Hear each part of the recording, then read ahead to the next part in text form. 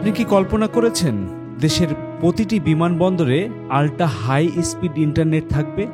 আর সেই যুগান্তকারী পরিবর্তন আনতে চলেছে ইলন মাস্কের স্টারলিংক।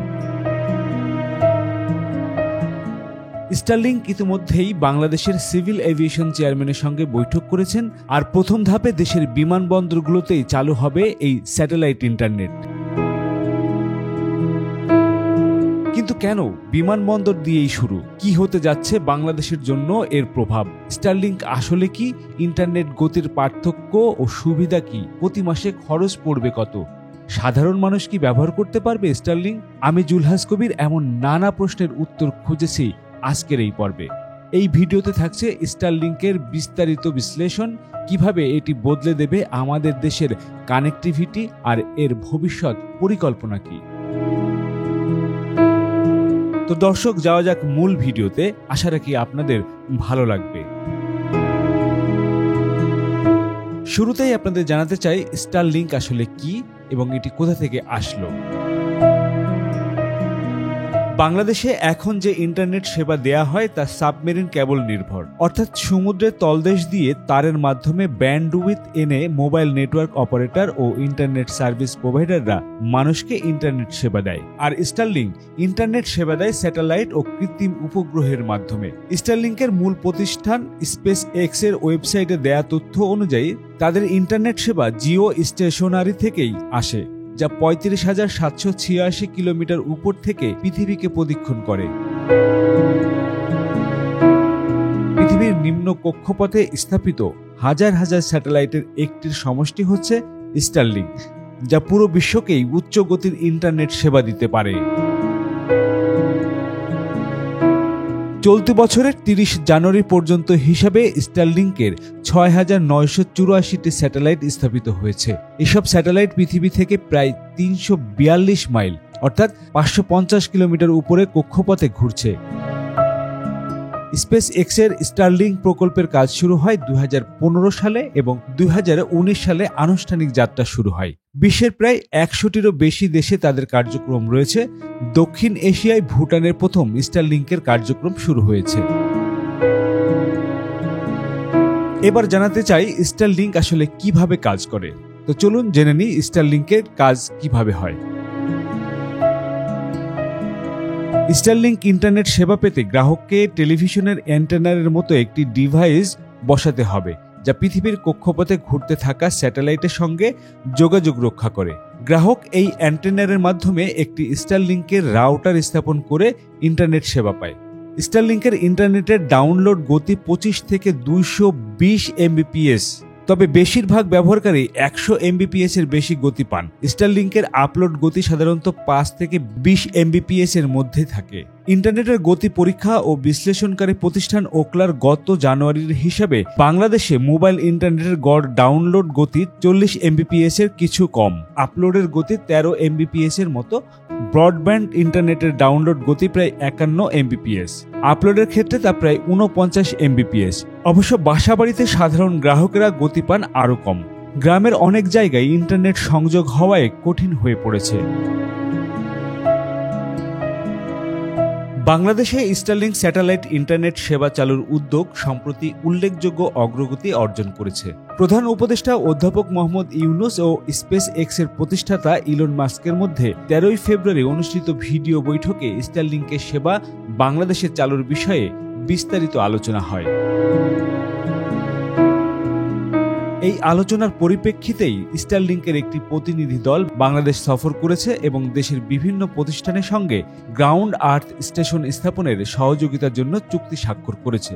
এই চুক্তির আওতায় ভূমি বরাদ্দ, নির্মাণ সহায়তা ও অবকাঠামো রক্ষণাবেক্ষণের অন্তর্ভুক্ত রয়েছে।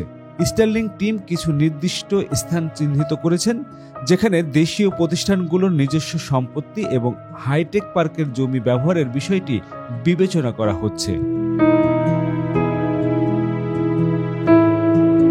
বাংলাদেশের সব বিমানবন্দরে স্যাটেলাইট ভিত্তিক ইন্টারনেট সেবাদাতা প্রতিষ্ঠান স্টারলিংকের কার্যক্রম চালুর সম্ভাবনা তৈরি হয়েছে।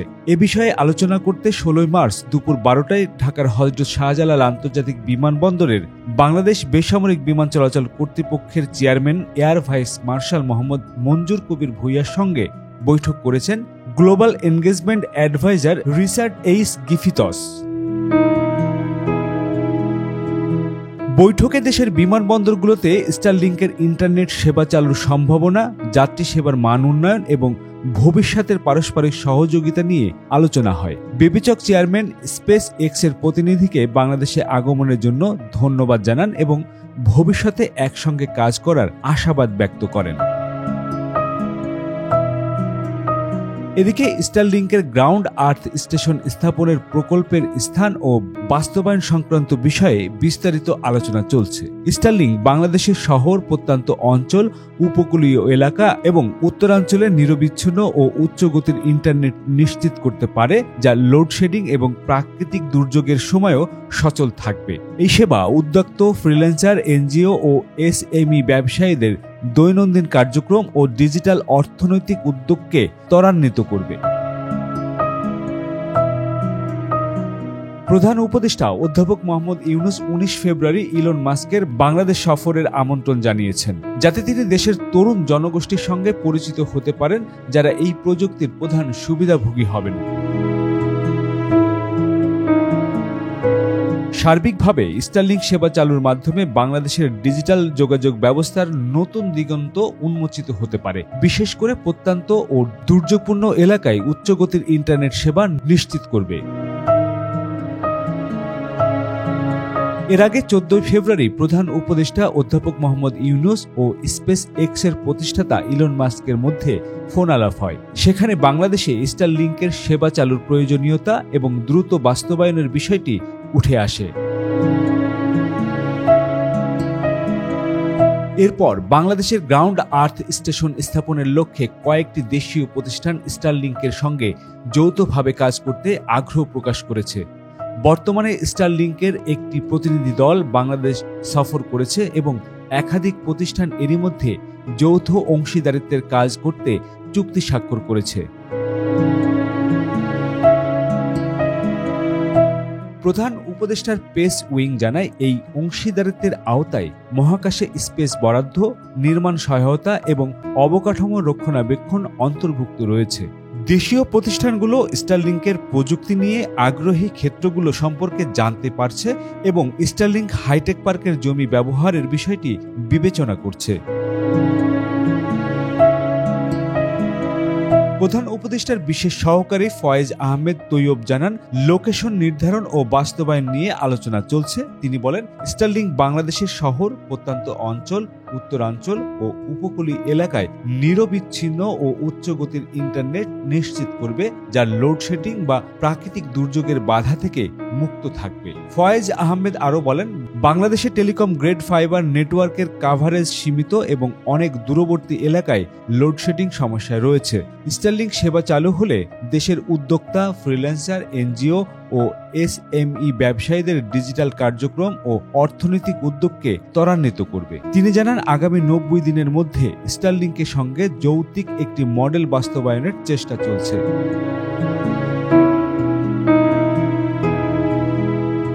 প্রধান উপদেষ্টা অধ্যাপক ইউনূস ১৯ ফেব্রুয়ারি এক চিঠিতে স্পেস এক্সের প্রধান নির্বাহী কর্মকর্তা ইলন মাস্ককে বাংলাদেশ সফরের আমন্ত্রণ জানান। এতে বাংলাদেশ স্টারলিংক সেবা চালুর গুরুত্ব তুলে ধরা হয়। প্রধান উপদেষ্টার উদ্ধৃতি দিয়ে ফয়েজ আহমেদ বলেন, বাংলাদেশের সফরের মাধ্যমে ইলন মাস্ক দেশের তরুণ তরুণীদের সঙ্গে সাক্ষাৎ করার সুযোগ পাবেন, যা এই অত্যাধুনিক প্রযুক্তির অন্যতম প্রধান সুবিধাভোগী হবেন।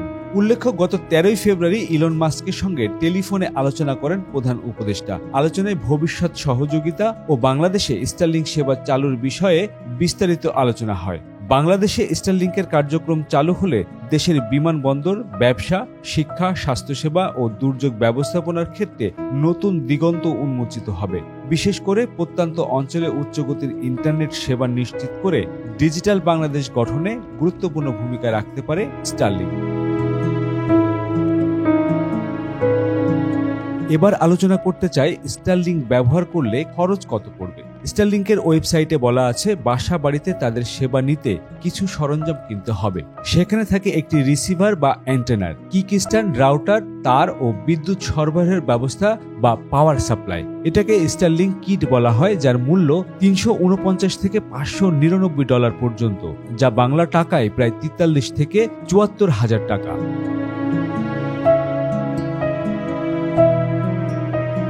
আবাসিক গ্রাহকদের জন্য স্টারলিংকের মাসিক সর্বনিম্ন ফি $120, যা প্রায় বাংলা টাকায় 15,000 টাকার বেশি। তবে কর্পোরেট গ্রাহকদের জন্য স্টারলিংক কিটের দাম ও মাসিক ফি দ্বিগুণেরও বেশি। গেল 3 বছর ধরে বাংলাদেশে ব্যবসা করার আগ্রহ দেখাচ্ছে স্টারলিংক। তাদের ওয়েবসাইটে কোন দেশে তাদের সেবা রয়েছে তা উল্লেখ করে একটি মানচিত্র পাওয়া যায়। তাতে বলা আছে চলতি বছর বাংলাদেশে এর যাত্রা শুরু হওয়ার কথা।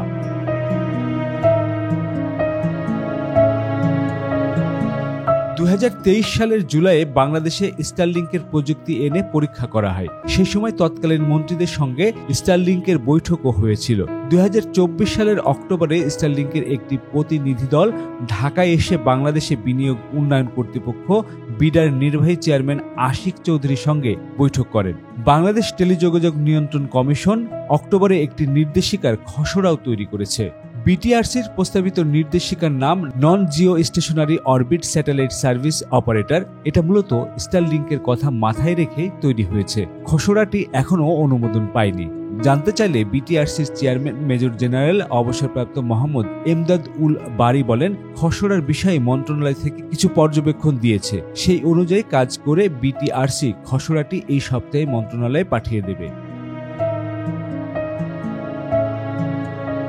1.5 বছর আগে স্টারলিংকের প্রতিনিধি দল বাংলাদেশে এসে যখন তৎকালীন মন্ত্রীদের সঙ্গে বৈঠক করেন, তখন এর প্রযুক্তিগত পরীক্ষা নিরীক্ষা হয়েছিল। তখন জানানো হয়েছিল পরীক্ষার ফল ইতিবাচক ছিল। বড় প্রশ্ন হয়ে দেখা দিয়েছিল টেলিযোগাযোগ খাতে সরকারের বিধিসম্মত প্রবেশাধিকারের বা আড়ি পাতার সুযোগ থাকবে কিনা। বিগত সরকার স্টারলিংকের সঙ্গে বৈঠকে জানিয়ে দিয়েছিল আড়ি পাতার সুযোগ দিতে হবে। বিটিআরসি স্যাটেলাইট ভিত্তিক ইন্টারনেট সেবার নির্দেশিকার যে খসড়া প্রকাশ করেছে তাতেও আড়ি পাতার সুযোগ রাখার শর্ত রয়েছে, যদিও স্টারলিংক সাধারণত আড়ি পাতার সুযোগ দিতে চায় না। নতুন সরকার কি আড়ি পাতার ক্ষেত্রে ছাড় দেবে নাকি স্টারলিংক শর্ত মেনেই বাংলাদেশে আসবে তা এখনো স্পষ্ট নয়।